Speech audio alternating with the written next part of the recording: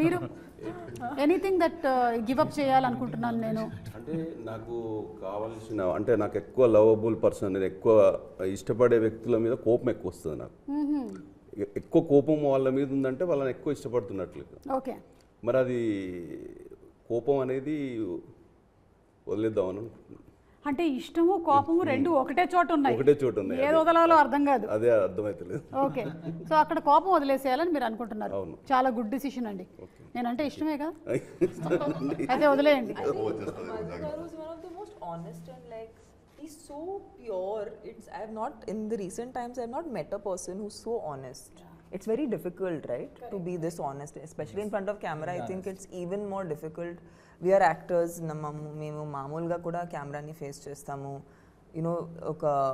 We're still able to be bare about ourselves to people. But like, I love how Madhu garu always is very honest.